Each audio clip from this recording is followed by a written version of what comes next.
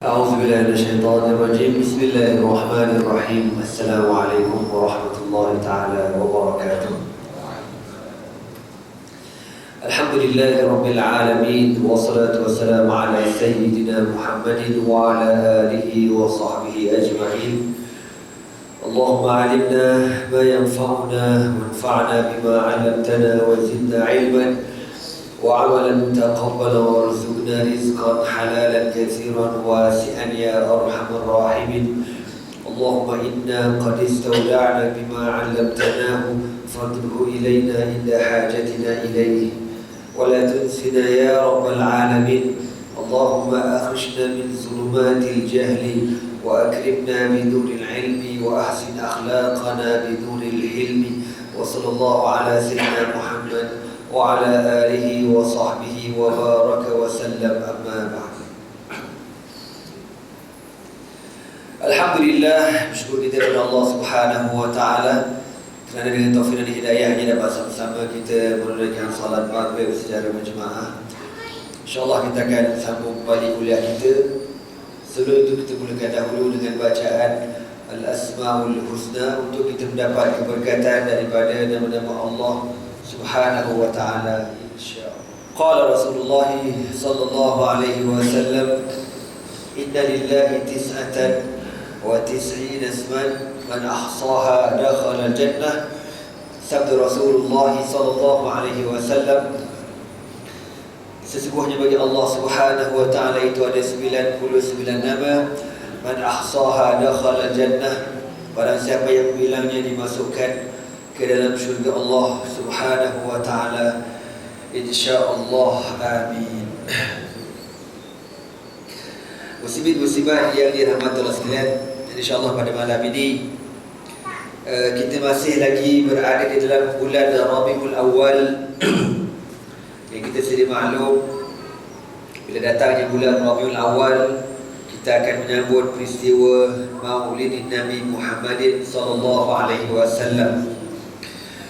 Walaupun berlaku khilaf di kalangan para alim ulama bilakah tarikh kelahiran Nabi. Ada kata 12 Rabiul Awal, ada kata 9 Rabiul Awal. Yang confirmnya bulan Rabiul Awal, itu confirmnya. Jadi apa masalah tak puas hati tu? Sambut je lah. Kan ada orang kata tak payah ustaz, bid'ah kita sambut kematian Nabi. Geram macam aku kan. Ya. Akhirnya tuan-tuan semua. Jadi setara kita sambut Maulid Nabi ni pun ramai lagi orang tak kenal Nabi, tuan-tuan. Bayangkan kalau kita terus meninggalkan program-program macam ni, kan orang langsung tak kenal Rasulullah sallallahu alaihi wasallam.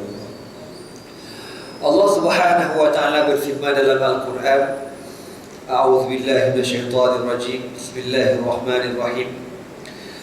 الذين آتيناهم الكتاب يعرفونه كما يعرفون أبناءهم. Mereka-mereka yang dikurniakan kitab At-Taurat dan Injil, ya'rifunahu, mengenali Nabi Muhammad sallallahu alaihi wasallam, kama ya'rifuna abna'ahum, sebagaimana mereka kenal anak-anak mereka sendiri. Bila turun ayat ni, tuan-tuan, Sayyidina Umar Al-Khattab radhiyallahu ta'ala anhu bertanya kepada salah seorang pendeta Yahudi yang telah masuk Islam, Abdullah bin Salam. Lalu Sayyidina Umar tanya, macam mana yang Allah kata kamu ni, orang-orang Yahudi ni, kenal Nabi macam kenal anak sendiri? Macam mana tu? Kita tak faham. Lalu dia kata apa? Dia kata, betul, kami kenal Muhammad sebelum Muhammad lahir, kami dah kenal dia. Sebab disebutkan tanda-tandanya, apakah negeri yang dia bakal duduk, siapakah namanya, kami tahu belaka dah. Tapi anak kami sendiri kami tak kenal, sehinggalah dilahirkan anak tu. Kan bila keluar anak tu baru tengok, oh bukan abah dia, punya hidung Jawa contoh, kan mata macam sempit, rambut kerinting, keturunan negro mana lah kau ni, contoh ya. Maknanya dah lahir anak baru tahu, oh ini rupa anak aku. Nabi Muhammad tak. Dia tak lahir pun kami dah kenal dah. Sebab apa? Diceritakan secara detail di dalam kitab Taurat tentang Rasulullah sallallahu alaihi wasallam. Untuk kita mengetahui kebenaran kisah Al-Quran ini, marilah sama-sama kita mengimbau kembali sejarah kisah seorang sahabat yang terkenal bernama Sayyidina Salman Al-Farisi radhiyallahu ta'ala anhu. Satu cerita yang panjang menceritakan kisah pengembaraan dia mencari kebenaran, mencari agama dan seterusnya mencari Nabi Muhammad sallallahu alaihi wasallam. Salman Al-Farisi berasal daripada Parsi, Iran. Min qaryatin yuqalu laha Jayyan, berasal daripada sebuah kampung bernama Jayyan. Wa kana waliduhu duhqan al-qaryati, dan ada pun bapa kepada Salman Al-Farisi ini merupakan duhqanul qaryah. Duhqanul qaryah ialah ketua kampung, JKK lah macam tu lebih kurang. Dan bapa dia ni terlalu sayang kepada Salman Al-Farisi, dan mereka sekeluarga merupakan penganut agama Majusi, penyembah api yang tegar, tuan-tuan. Salman menceritakan bapa dia ni terlalu sayang kepada dia, terlalu ambil berat pasal dia, sehingga kan Salman ni tak dibenarkan keluar daripada rumah, tak dibenarkan berkawan, bergaul dengan budak-budak kampung. Takut Salman ni rosak. Dia takut Salman ni bila duduk kat luar berkawan, bergaul, tak pasal jadi kawan orang isap vape, contoh tuan-tuan ya, macam tu. Jadi bapa tak bagi, duduk kat rumah. Sehinggalah takdir Allah Subhanahu Wa Taala. Satu hari bapa Salman ni kata, Salman, hari ni abah ada kerja luar, outstation, dan kau pun tahu abah ada kebun, kita ada pekerja-pekerja yang ramai. Jadi abah nak sepanjang-panjang abah tak ada ni, kau pergi ke kebun abah tu, kau tengok pekerja-pekerja abah, kau kerja macam mana, kau cek hasilnya kau apa, dia jualannya macam mana, kau pergi tengok kebun tu. Nanti abah balik, abah nak report daripada kau. Okey bah. Okey, jadi bapa dia pun keluar outstation, tuan-tuan. Maka Salman pada hari yang ditentukan itu, dia keluar dari rumah dia nak ke kebun bapa dia. Ditandingkan Allah, all the way dia pergi ke kebun bapa dia, tuan-tuan. Salman ni lalu di hadapan sebuah gereja. Dia lalu, tiba-tiba dia tengok bunyi orang menyanyi dekat gereja ni.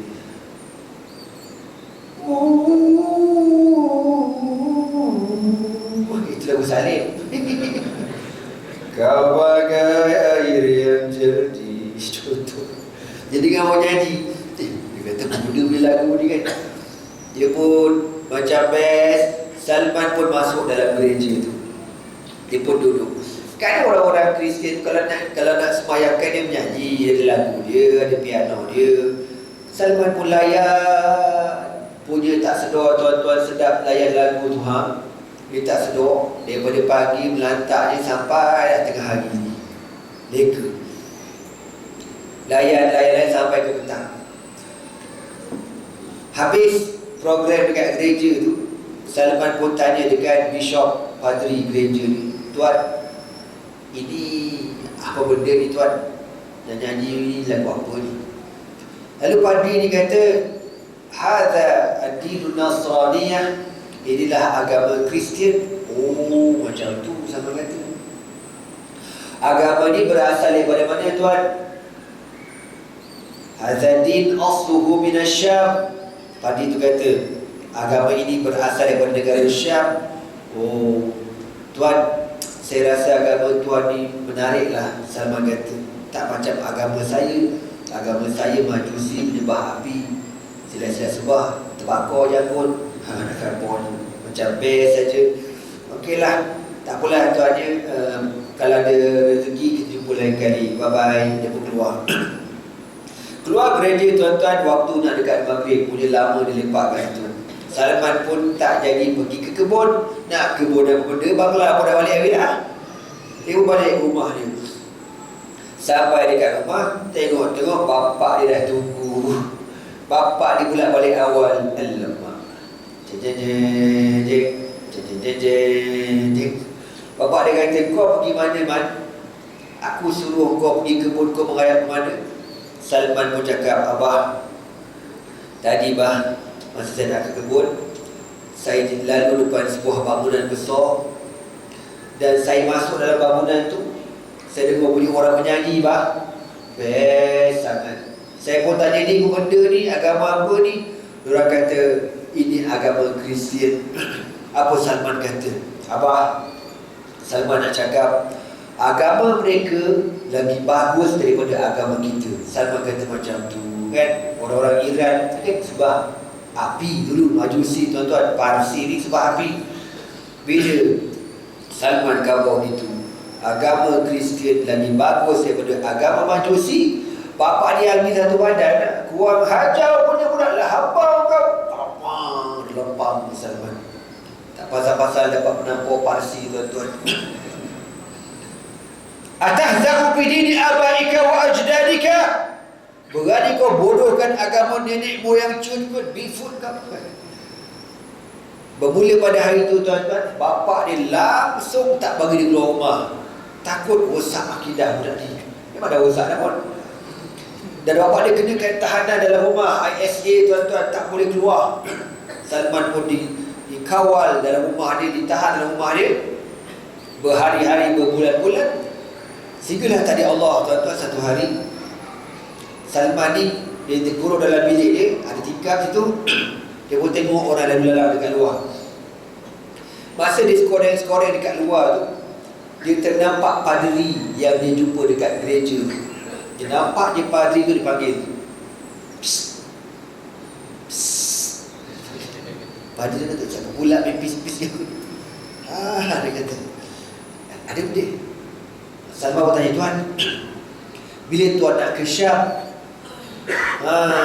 tengoklah mungkin minggu depan kot, contohlah ya. Kalau Tuan nak pergi cakap dia, saya nak join sekali, boleh. Maka direkaskan cerita tuan-tuan, pada hari yang ditentukan, Salman Al-Farisi ini berjaya melepaskan diri, keluar daripada rumah, lari daripada rumah, ikut padri ini untuk berpindah ke Syam untuk mencari agama yang sebenarnya.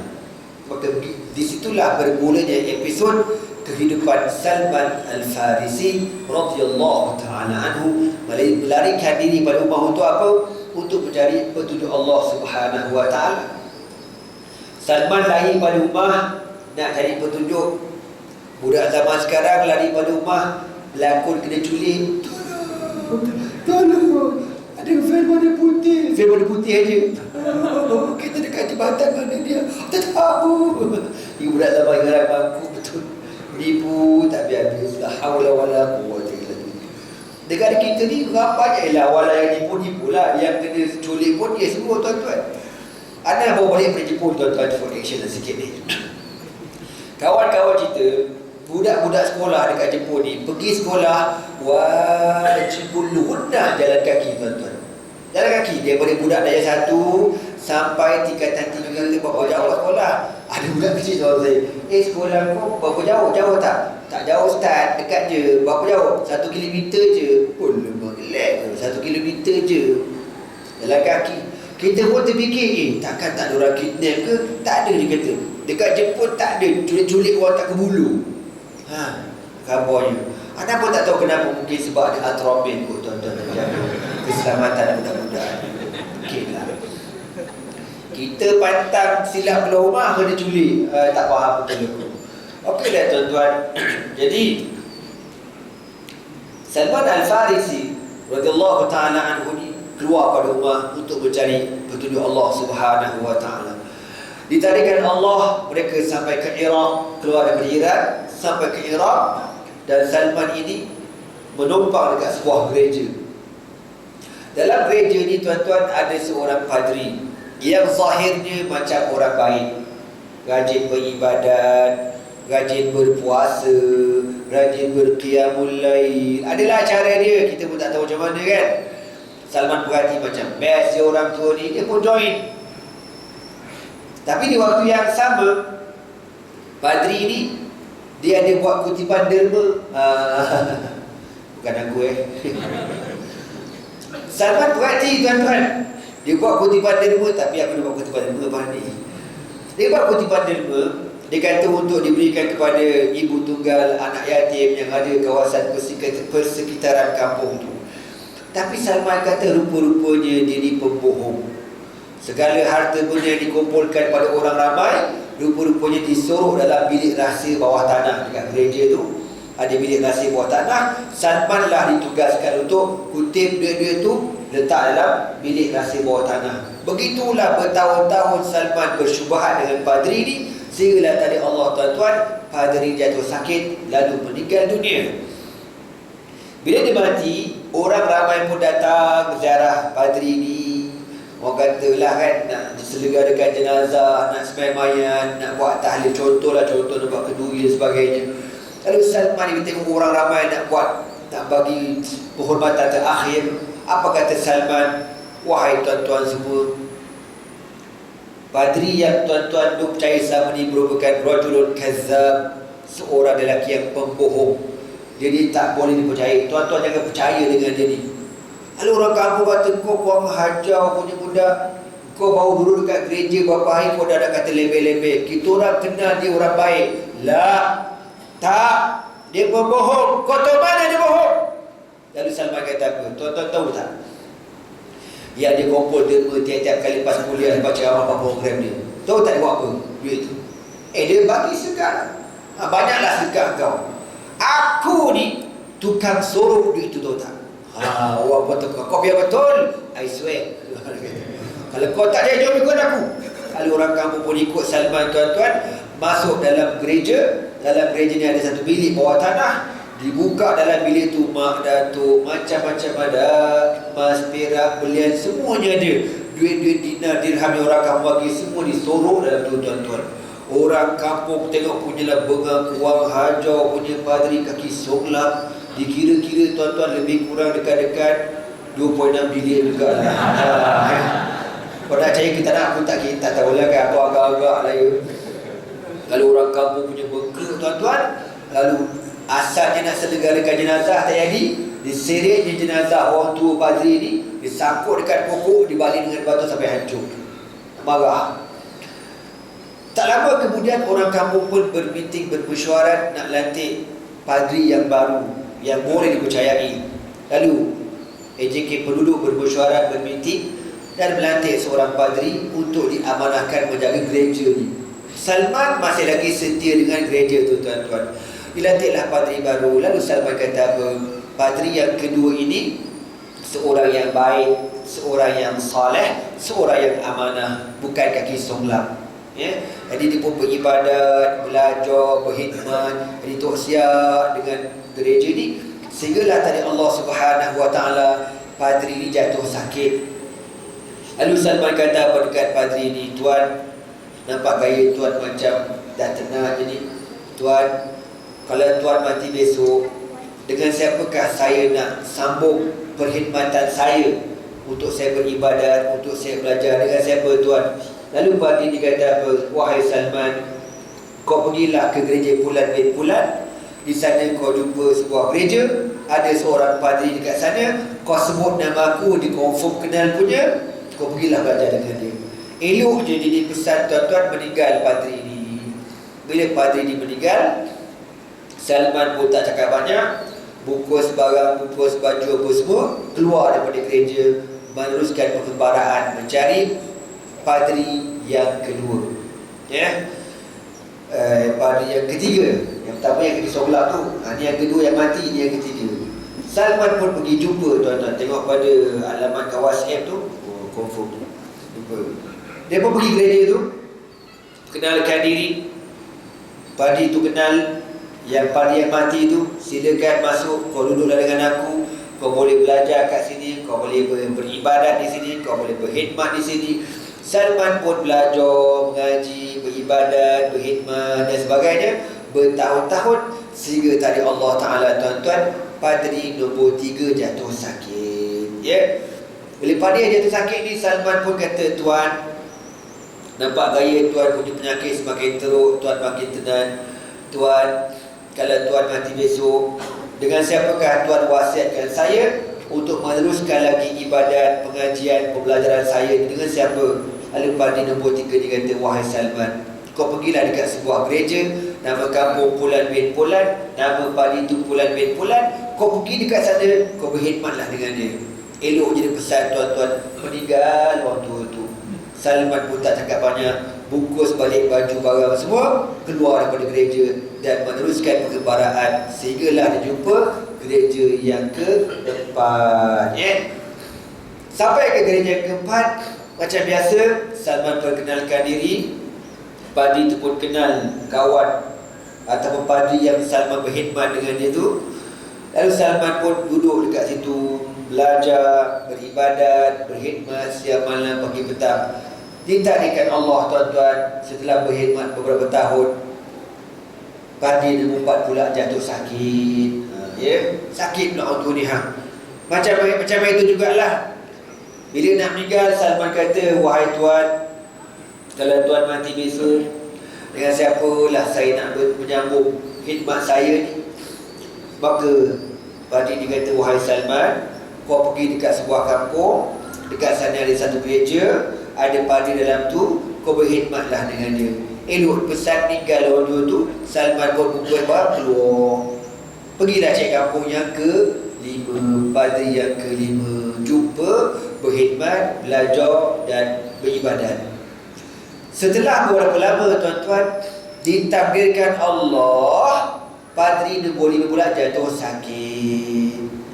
Biar betul ustaz cerita ni. Banyak sakit, sakit, mati. Ni berapa orang pula? Relax, lu dengar cerita aku. Saya pernah cerita ni, tuan-tuan, lama dekat Keramat dulu. Ada satu surau ni orang tua-tua belaka, orang tua-tua veteran, RTM kan, RTM berehat tunggu mati tu kan.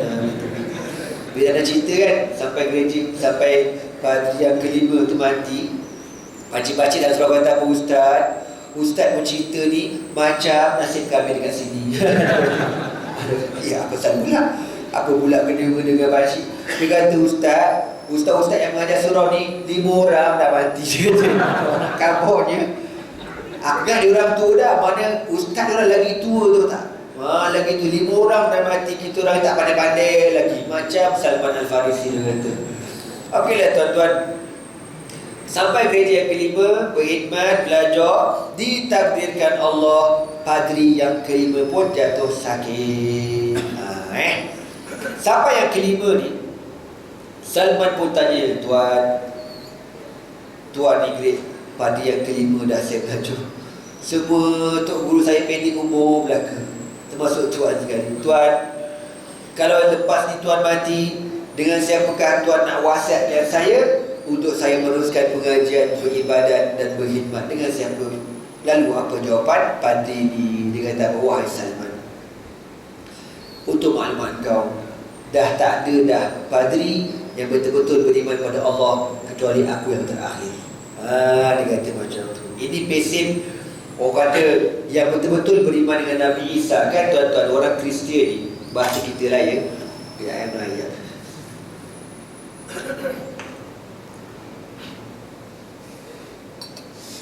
Lepas Nabi Isa alaihi salatu wasallam diangkat ke langit,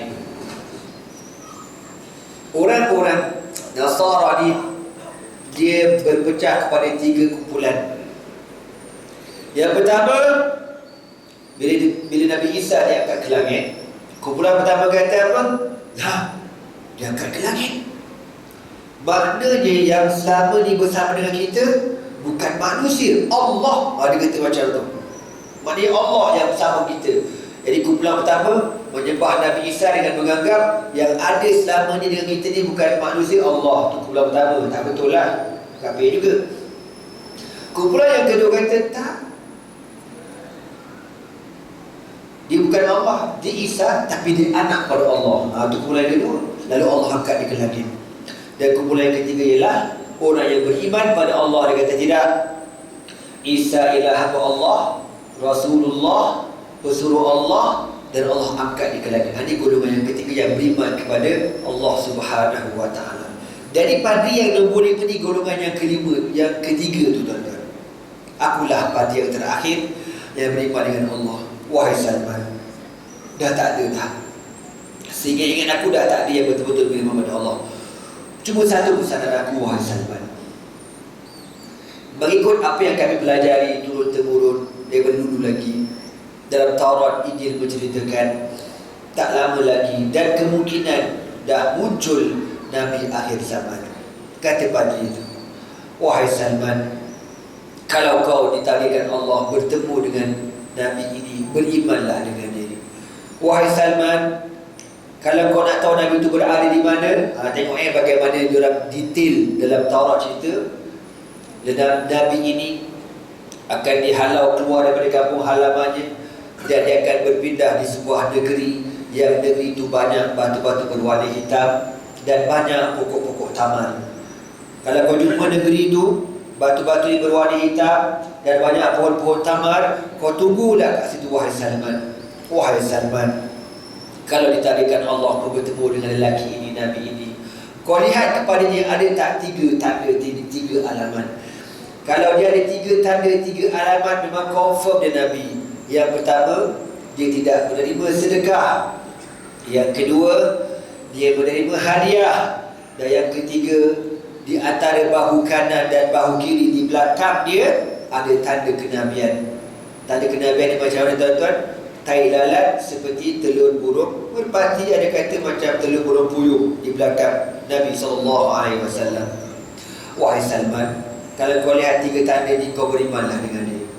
Ditakdirkan Allah tuan-tuan, akhirnya Padi ni meninggal dunia, mati.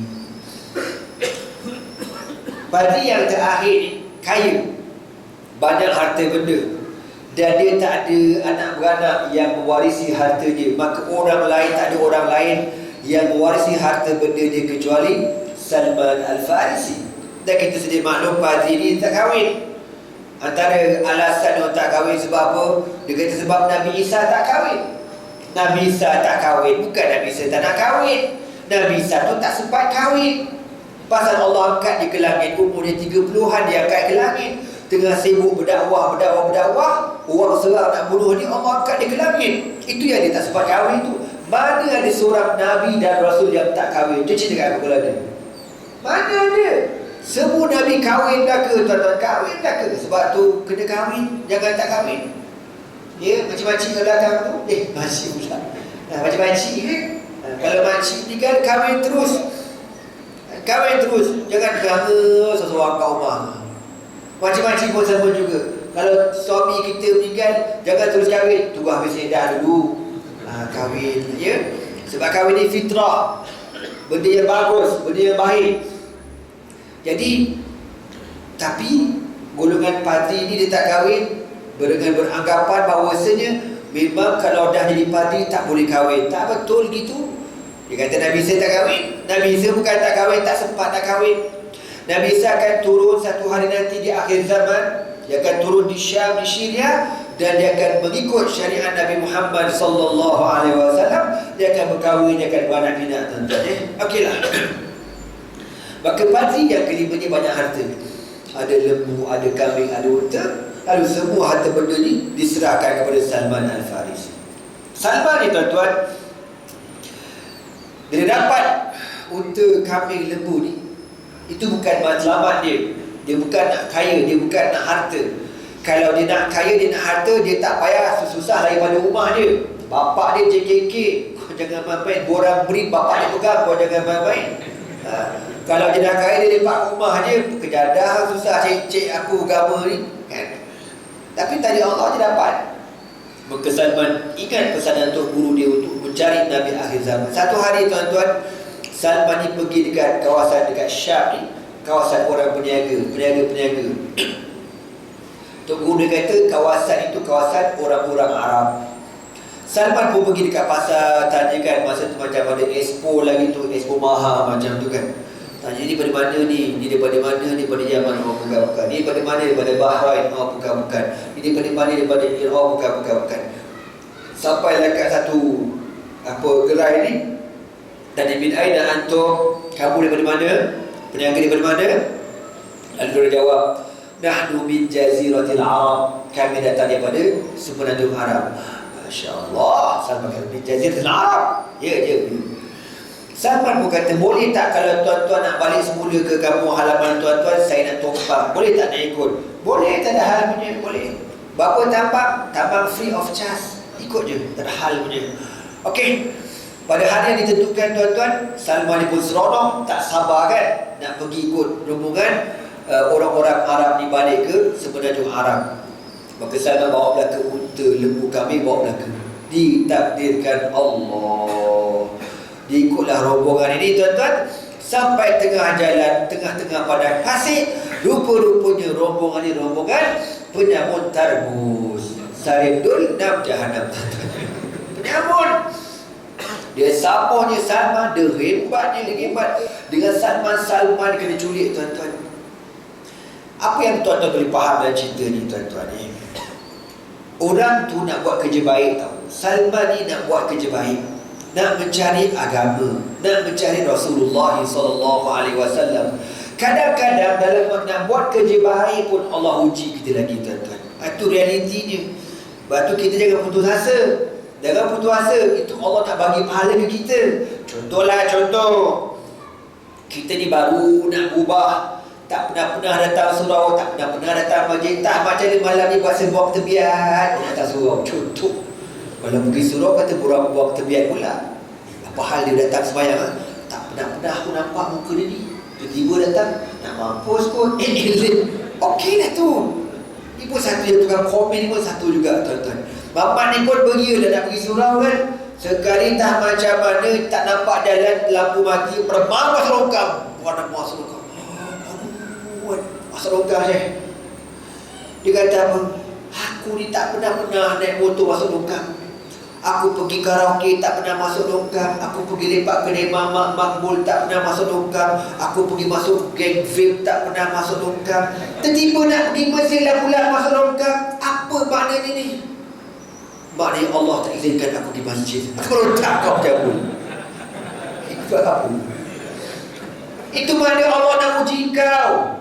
Allah nak tahu kau sabar ke tidak. Tidak. Jadi tuan-tuan, kita ni nak buat kerja baik ada ujian. Saya ada kenal seorang Sikh tuan-tuan, dekat sebuah kampung, kat kampung Kuantan. Bukan kampung Kuantan Kuala Selangor, di kampung Kuantan kat Kelang sana tuhan. Dia kalau pergi masjid dia pakai serban tau. Sikh kan dia biasa pakai serban kan. Anak tanyalah, you macam mana boleh tertarik nak masuk Islam kan? Dia kata apa tau? Dia kata dia suka lepak depan masjid tu ada kedai makan. Dia lepak ke kedai makan tu. Lepas tu bila dengar orang azan, dia kata, bila dengar orang azan, I rasa something lah Ustaz. Betul-betul rasa tenang aja. Kau tengok, Sikh tu rasa tenang dengar azan. Tiba-tiba kita yang dah lama beriman ni pula dengar azan. Azan dah? Aku rasa baru je subuh tadi. Azan subuh dah? Dan kau sebenarnya subuh pukul apa? 9.30. Itu bukan subuh lah makuk. Itu doa dia panggil tu tak? Kan? Lipat-lipat. Asal dah? Asal? Aku baru je sebenarnya subuh tadi. Ni elek. Kau tengok. Kita terbalik sombong kita ni. Jadi hamba Allah ni tuan-tuan, dia masuk Islam tau. Sekali lama anak tahu, mana ni tak nampak. Dia masuk kata dia kemalangan. Tahu kemalangan macam mana? Dia nak pergi surau maghrib, nak pergi masjid. Lalu dekat lorong rumah dia tu gelap, nak pergi masjid. Sampai kat situ tuan-tuan, ada penyamun tarbus Sarindul Nam Jahanam dah tunggu kat situ. Dia terajang ni pakcik Sikh ni dia rompak, dia samur, dia pijak. Kau tahu saya patah kaki. Mana kata biar betul Ustaz, patah kaki. Jadi kawan ni bawa dia ke hospital. Masa dekat hospital, ahli keluarga dia datang ziarah dia tahu. Tapi ahli keluarga tak tahu dia dah masuk Islam. Kalau tahu dia masuk Islam, mampu dia. Sebab bapak dia, arwah bapak dia, bapak dia masuk tidur lagi. Bukan almarhum tahu, arwah tak apa. Bapak dia ni kira orang kuat beragama lah dalam Sikh ni tuan-tuan. Kalau bapak dia tahu, mampu dia kata. Jadi dia kata sepanjang hospital ni, dia tak benarkan orang masjid datang ziarah dia banyak kali. Datang kejap-kejap je, jangan lama sangat. takut keluarga suspek dia telah masuk Islam. Tuan-tuan, beberapa lamalah dia duduk hospital, sampailah elok kaki dia, dah pulih, datang balik ke masjid. Kau tengok mana iman dia makin bertambah, dia relax ni. Itu jadi kita ni, bila kita buat baik, Allah uji kita, Allah nak bagi pahala lebih pada kita. Macam Sayyidina Abu Bakar As-Siddiq radhiyallahu taala anhu dalam peristiwa hijrah bersama Rasulullah sallallahu alaihi wasallam, kan, dah duduk dalam gua Sur, tengah nyorok, tengah cover, Nabi datang kali jengking sengat kaki dia, kan. Patut tak payah sengat, kau pergilah sengat kaki Abu Jahal tu, kau pergi sengat kaki Abu Bakar, hal nak khabar, nak cerita berjuang Islam. Dah betul pun Allah uji lagi kita dalam perjuangan Islam pada hari ini. InsyaAllah perjalanan kita betul, insyaAllah, amin.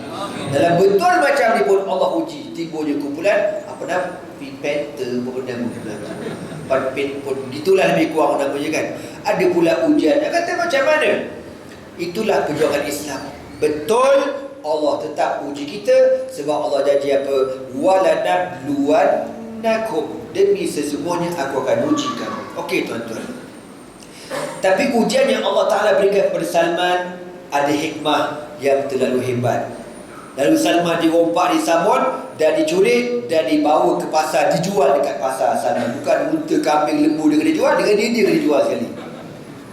Tapi subhanallah, Allah menjadikan kejadian ini satu anugerah yang amat besar kepada Salman. Lalu Salman dekat pasar, tuan-tuan, dibeli oleh seorang Yahudi. Yahudi ni beli Salman, kata, dah ikut aku balik, jom ikut aku balik. Salman pun ikutlah Yahudi ni balik ke kampungnya, tuan-tuan. Sampai dekat kampung Yahudi ni, bila Salman tengok keadaan rupa muka bumi kampung Yahudi ni, terus dia terkenal kepada pesanan Bishop Padri yang kelima tu. Salman, ingatlah Nabi tersebut akan berpindah ke sebuah negeri yang batu-batunya berwarna hitam dan banyak pohon-pohon taman. Salman sampai kat kampung tu, tuan, dia tengok, macam kawasan ni lah. Kau tengok tu, Allah jadikan cerita tu, kan, dia kena kidnap tu, nak jadikan cerita kena kidnap sampai dekat mana? Di Madinatul Munawwarah. Masa tu Nabi tak hijrah lagi. Dan Madinah kita sedia maklum, sebelum Nabi sampai diduduki oleh ramai penduduk di kalangan Yahudi. Yahudi pun tahu yang Nabi akan pindah dekat situ. Dia perhati aja, confirm dah ini tanda yang pertama. Lalu Salman, tuan-tuan, bekerja sebagai seorang hamba. Kerjanya apa? Mengutip buah-buahan taman. Dia naik panjat pokok, petik buah-buah taman. Nanti buah saya tunggu dekat bawah dengan pekerja-pekerja lain, kutip untuk dijual dekat pasar. Salman kata satu hari, tengah-tengah aku kutip buah atas pokok ni, tiba-tiba ada seorang Yahudi berlari masuk ke dalam Madinah. Yahudi ni berjerit, Ya ma'syaral Yahud, Ya ma'syaral Yahud. Dia kata, wahai orang-orang Yahudi, wahai orang-orang Yahudi. Kecoh kejap. Dia bos dekat bawah, apa hal yang terjerit ni, apa hal? Apa kata Yahudi itu? Inna Muhammadan qad ata, Muhammad dah sampai, Muhammad dah sampai. Salman kata, aku ni atas pokok, tengah petik buah taman. Bila dengar dia kata Muhammad dah sampai, aku ni, Salman kata, dah tak sedar ke diri. Menggeletar, macam nak demam. Dia kata, Nabi dah sampai, Nabi dah sampai. Dah tak boleh buat kerja, tuan-tuan. Salman kata, aku pun tak sedar. Sedar-sedar dekat bawah dah. Berut ke bawah. Dia dah tak anggap bos tu sebagai CEO, dah tak. Dan kerana seronok sangat dengar Nabi dah sampai, dia tanya kat tuan dia, apa dia bos, betul ke? Apa betul-betul? Muhammad dah sampai, betul ke? Bos kata, kau sibuk apa? Panjang balik pokok. Khapang! Dia lempang je Salman, tuan. Dapat penampau Yahudi tak pasal. Salman naik balik pokok, tuan-tuan. Tapi Salman kata, aku tak ada kerja dah. Kepala aku terkenang ke Nabi, betul ke dah sampai? Petik buah pun dah tak betul lah. Kejap petik yang manis, kejap petik yang putih, yang petik belaka dah, tuan-tuan. Sehinggalah habis waktu office hour, kan? Semua dah balik. Salman pun turun daripada pokok. Dia kutip taman-taman yang lebih-lebih ni, yang tuan dia tak ambil. Dia kutip, adalah dapat macam banyak ikut, dia bawa ke dalam kota Madinah. Masa tu Madinah jam, orang punya ramai, berasak-asak nak tengok muka Nabi Muhammad sallallahu alaihi wasallam. Salman kata, aku pun masuk cilok sampai depan Nabi. Aku pun keluarkan tamar aku kata apa? Ingat pesanan pagi tu kan? Dia tidak menerima sedekah.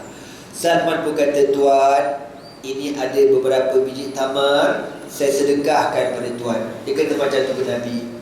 Nabi SAW yang baru sampai daripada perjalanan hijrah tu, dia dengar Salman kata sedekah. Nabi kata dekat para sahabat, kulu, tafaddalu, sila makan. Semua sahabat makan. Salman kata, aku berhati je tengok Nabi ambil tak sebiji tamar. Nabi tak ambil walaupun sebiji tu. Nabi tak makan, tak makan sedekah. Ni tuan-tuan, ada orang tanya, Ustaz, kenapa Nabi tak ambil sedekah? Sedekah ni tuan-tuan benda hina, tahu tak? Sedekah ni, kalau kita kata sedekah, dia ada peminta sedekah kan. Macam lepas ni kan nanti ada tukang suruh sedekah kan. Tak aku minta sedekah, bukan untuk aku, untuk Syria, untuk Mahat, untuk belajar agama kan, bukan untuk kita. Aku kaya dah, cewa. Jadi sedekah ni benda hina tuan-tuan. Dia ada peminta sedekah kan. Dia kena, nak dapat sedekah, kena nyanyi dulu, Allah selamatkan kamu, Allah selamatkan kamu, Allah selamatkan Tuan Haji Bakhil, Allah selamatkan kamu. Jeng. Buat dapat sedekah. Maka sedekah benda hina. Nabi SAW tak layak terima sedekah. Ada setengah surau, setengah masjid kan, kalau kita ngajar ceramah ke, dia kan nak bagi buat tangan tu kan. Dia jumpa kita, Ustaz, ni pihak masjid sedekahkan pada Ustaz. Terontak kau. Aku tak sedekahkan kau apa. Cakaplah hadiah. Hadiah tak apa. Hadiah ni benda mulia. Hadiah ni orang panggil apa? Anugerah. Ni hadiah kan.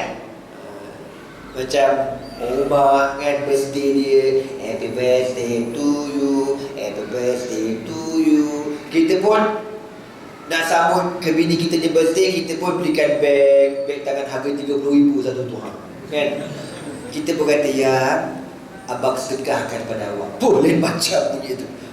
Kata aku minta sedekah, aku hajar punya lelaki, aku santau kau malam ni. Nak khabar je gitu. Jangan kata sedekah, cakap saya hadiahkan pada awak. Bini ni pula bila kena macam tu, tak apa. Kan malam tu lelaki dibalik, lelaki lapor. Awak masak apa yang ada dekat, pergilah kat dapur tu bang, pergi. Ni dah siap dah makanan ni. Lauk ni saya sedekahkan untuk awak. Lemak lain macam. Nampak sangat lelaki kau minta sedekah. Jadi tuan-tuan, Nabi tak layak terima sedekah. Kita orang biasa ni layak terima sedekah. Maka apa kata Salman? Ini tanda yang pertama je Nabi. Besok tu Salman pun kerja macam biasa. Lepas habis waktu kerja, dia kutip tamar bawah pokok ni, dia bawa jumpa Nabi. Dia kata, tuan, bersama-sama dengan saya ada tamar, saya hadiahkan kepada dia. Sebut hadiah kan. Nabi SAW, dia dengar bunyi hadiah ni, Nabi pun terima. Nabi kata kat para sahabat, kulu, tafaddalu, silakan makan. Sahabat kata, aku berhati aja. Nabi pun ambil sebiji, Nabi makan. Confirm. Ini tanda yang kedua dia Nabi. Ada lagi satu tanda tuan-tuan. Beberapa hari kemudian pada musim panas, Nabi SAW hari itu dengan para sahabat dalam Masjid Nabawi. Nabi tak pakai baju, Nabi pakai selendang, ambil serban itu tutup badan Nabi. Panas cuaca. Salman ni pun dia masuk dalam Masjid Nabi ni. Dia tak duduk kat depan, dia duduk kat belakang. Dia pergi kat belakang. Sahabat berhati, apa hal pula Mamat ni duduk kat belakang. Lepas tu Nabi pun bagilah tazkirah, bersembang dengan sahabat ni. Salman ni duduk sekodeng kat belakang Nabi. Intai kan. Nabi ni berasalah dua sekodeng ni Nabi balik. Tengok apa?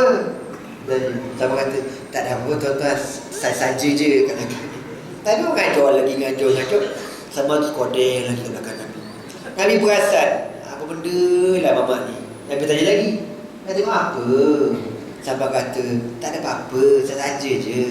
Sahabat kat depan dah susah hati dah. SB apa? Dia macam ni. Lama-lama tu dia kata, ya, aku tahu. Kau dah tengok benda tu ya. Nabi pun angkat selendang itu, Nabi angkat selendang Nabi. Salman pun nampak tanda yang disebutkan oleh padri itu. Di antara bahu kanan dan bahu kiri ada tai lalat sebesar telur burung merpati atau telur burung puyuh, tuan-tuan, di belakang Nabi SAW. Itulah tanda kenabian. Salman bila nampak, dia peluknya Nabi, dia menangis. Kau tahu, itu Nabi, tuan-tuan, ada tanda macam tu.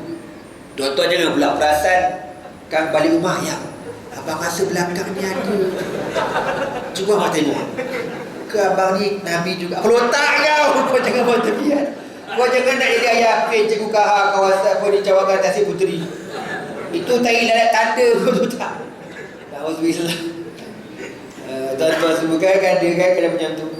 Kali Salman ni menangis sebelum Nabi ni biar je dia nangis. Sampailah Salman reda. Nabi tanya, Syuisman, mas bukan, nama kamu siapa? Saya Salman bin aina, dari mana? Min al-Faris. Masya Allah, min al-Farisi, min al-Fars. Nabi kata, syuki satuka, makin satuka. Apa cerita kau ni? Kenapa kau nangis ni? Maka Salman pun ceritakan, tuan-tuan, daripada awal aku cerita tadi sampailah sekarang ni. Takkan aku nak ulang balik dengar lagu. Cerita dia keluar pada rumah tu, sampai aku tadi. Tuan-tuan semua, Nabi dengar, para sahabat dengar, takjub belaka. Ya Allah, jauhnya kau mencari petunjuk Allah, jauhnya kau mengembara daripada Parsi. Kau kalau abang tengok Iran ke Madinah tu berapa ribu kilometer. Lana rasa lebih kurang dekat-dekat 3,000 kilometer tau. Kalau hari ni punya kira-kiraan mungkin lebih. Lalu apa kata Nabi SAW? Lau kana al-imanu bi Suraya latanaluhu rijalun min haula. Nabi kata, kalaulah iman itu terletak di bintang Suraya, di kalangan bintang di langit tu ada jutaan bintang, ada sebuah bintang namanya Suraya. Nabi kata kalau iman itu terletak di bintang Suraya, maka lelaki ini akan dapat iman tu. Dengan sebab apa? Usahanya dia. Usaha dia mencari keimanan daripada Parsi sampai ke Al-Madinatul Munawwarah. Nak khabar, nak cerita, tuan-tuan, Allah takkan sia-siakan usaha orang-orang yang buat kerja betul. Buat kerja betul-betul, Allah takkan sia-siakan sebagaimana usaha Salman Al-Farisi radhiyallahu ta'ala anhu. Tuan-tuan semua, itu nak khabar Salman, ya, walaupun jauh, walaupun merentas padang pasir dan sebagainya, akhir jumpa juga petunjuk Allah Subhanahu wa ta'ala. Jadi kisah yang saya ceritakan ini membenarkan apa yang Allah sebut, allazina atainahumul kitaba ya'rifunahu kama ya'rifuna abna'ahum. Orang-orang yang digunakan Alkitab, Taurat dan Injil, mereka kenal Nabi Muhammad macam kenal anak mereka sendiri. Ini cerita yang pertama, tuan-tuan. Kita ada lagi 18 cerita malam ni, tuan-tuan. Cerita yang kedua, di zaman Nabi SAW, setelah Nabi pindah ke Madinah, sebelum Nabi pindah di Madinah yang kita ceritakan tadi kan, penduduk majoriti Madinah ialah Yahudi. Dalam ramai-ramai Yahudi, tuan-tuan, ada seorang ulama Yahudi yang cukup terkenal bernama Husain bin Salam. Husain seorang yang rajin berpuasa, rajin bersedekah, kuat beribadat dan sentiasa membaca kitab Taurat. Baca ulang-ulang Taurat. Setiap kali dibaca Taurat, setiap kali dibaca Injil, dia akan jumpa dengan ayat-ayat yang mengatakan akan muncul Nabi akhir zaman bernama Ahmad, sekian-sekian rupa, sekian-sekian sifat. Dibaca aja. Dan Husain bin Salam ni, tuan-tuan, dia kata apa? Ini cerita pengalaman dia. Setiap hari aku akan berdoa pada Allah, ya Allah, jangan kau cabut nyawaku sehingga kau sejukkan mataku dengan aku melihat bertemu dengan Nabi akhir zaman. Izinkan aku bertemu dengannya, izinkan aku beriman dengannya, ya Allah. Maka tadi Allah makbulkan doa Husain bin Salam. Maka Nabi SAW pindah ke Madinah. Dia ni, tuan-tuan, bila dapat berita Nabi sampai Madinah, dia tak sabar nak tengok betul tak orang ni, betul tak sifat dia gini-gini yang dalam Taurat cerita. Husain kata, aku pun pergi jumpa Nabi. First aku tengok muka Nabi, aku tu yakin inilah orangnya. inilah Nabi akhir zaman, lalu dia beriman dengan Nabi SAW. Maka Nabi ni tuan-tuan, bila Nabi tengok dia dan diperkenalkan dirinya di kalangan orang Yahudi, Nabi tanya, "Mas muka, siapa nama kamu?" Dia kata, "Nama saya Husain bin Salam." Nabi kata, "Bal anta Abdullah bin Salam." Nabi kata, "Bahkan nama kau Abdullah bin Salam." Nabi tukar nama dia. Husain maknanya tak tahulah, mungkin makna kalau pada hifnun dengan makna kubu. Kubu bukan kubu berat. Ya, Husain kubu yang kecil, ataupun daripada hisan dengan makna kuda yang kecil, makna tak elok. Maka Nabi tukar kepada Abdullah bin Salam. Ini sunnah ya. Kita kalau ada anak-anak kita nama pelik-pelik, tukar je lah. Dulu kan letak nama pelik-pelik, Suparman, Sucocok. Jadi kita tak kerti lah aku nak sebut nama pelik-pelik kan. Muhammad Commonwealth ada Syekh, Muhammad Hitler ada. Tukar nama tu kan. Nabi Allah. Tuan-tuan semua, jadi Nabi tukar Abdullah bin Salam. Nabi kata, dia kata ke Nabi, "Ya Rasulullah, aku ulama di kalangan Yahudi. Boleh tak aku nak ajak kau pergi ke kampung aku untuk kau berdakwah kepada orang-orang Yahudi?" Nabi kata, "Boleh. Memang aku nak pergi berdakwah. Cuma satu je aku nak pesan, ya Rasulullah." Apa dia? Al-Yahud qaumu buhtanin wa iftira'. Yahudi ni kaum pembohong, kaum khianat, tak boleh dipercayai ya Rasulullah. Ghadir, kaum yang suka memungkiri janji. Ya Rasulullah, nanti kalau kita pergi kampung aku nanti, kau berdakwah, berceramah depan orang, dan aku akan follow, tapi aku akan nyuruh dalam bilik. Aku nyuruh. Kau tanya, bila diorang respon dengan kau tak elok, kau tanya dekat diorang kampung, dia tanya, "Atarifuna man huwa Husain bin Salam?" Tuan-tuan kenal tak siapa dia Husain bin Salam? Minta Nabi tanya macam tu. Ya Rasulullah, kau dengar apa jawapan mereka? Okey, Nabi kata.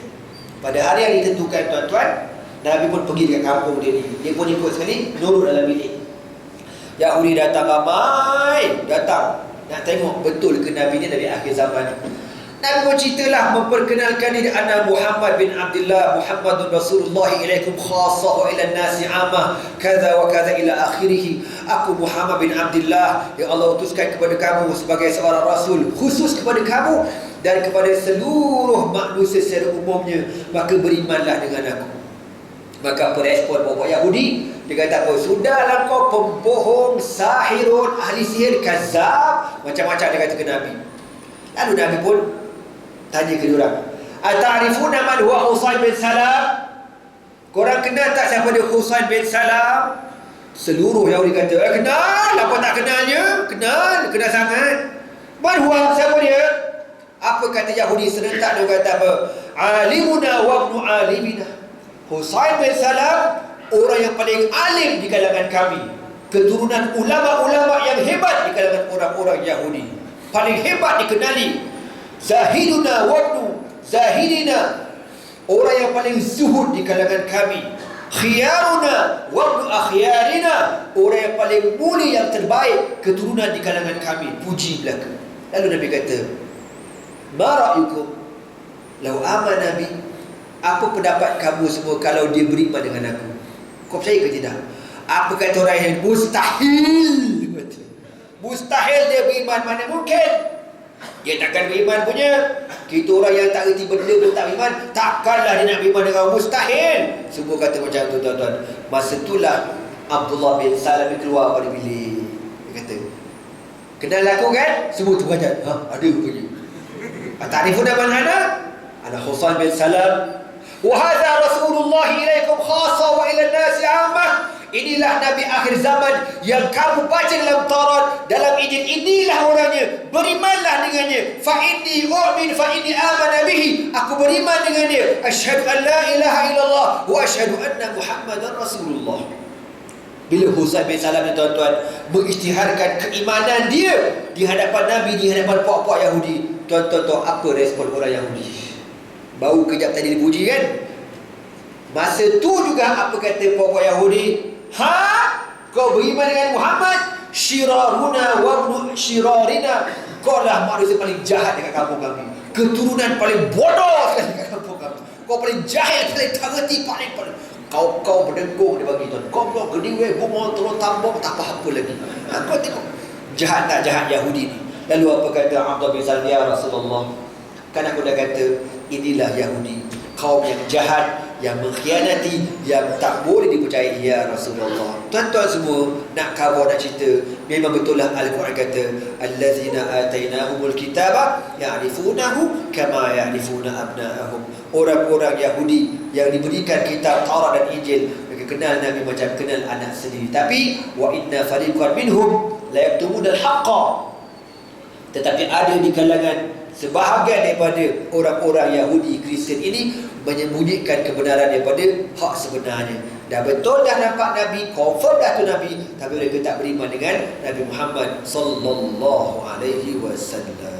Tuan-tuan, jadi begitulah lebih kurang cerita kita pada malam ini, sebagai sedikit perkongsian kita pada malam ini. Semoga Allah Subhanahu wa taala mengampunkan dosa anak dan dosa kita semua, dan Allah berikan kemenangan kepada Islam insya-Allah, dan kita hendaklah terus istiqamah sehingga kemenangan insya-Allah. Tuan-tuan macam mana biasalah sedekah. Tapi malam ni sedekahnya untuk pelajar. Ada beberapa orang pelajar yang jumpa saya minta bantuan keuangan. Ya, ada sebahagian belajar di luar negara dan ada yang belajar dekat sini. Jadi saya pun fikir-fikir kena tolong jugalah. Dia tak minta banyak dah tuan-tuan. Ada sekadar mampu kita bagi, kita hantar kat dia orang ya.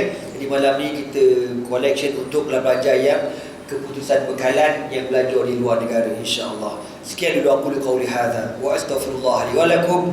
Wassalamualaikum warahmatullahi taala wabarakatuh. Subhanakallah bihamdika asyhadu an la ilaha illa anta astaghfiruka wa atubu ilaihi. Bismillahirrahmanirrahim. Wal 'asr innal insana lafi khusr illa alladhina amanu wa 'amilus salihat wa tawassaw bil haqqi wa tawassaw bis sabr. Allahumma innaka 'afuwun karimun tuhibbul 'afwa fa'fu 'anna ya karim. Wallahu subhanahu wa ta'ala a'lam bis-shawab. Takbir. Allah. Dekat luar tu kawasan orang Syria ditumpang niaga dekat sini tuan-tuan untuk menyara keluarga dia dekat sini. Allah.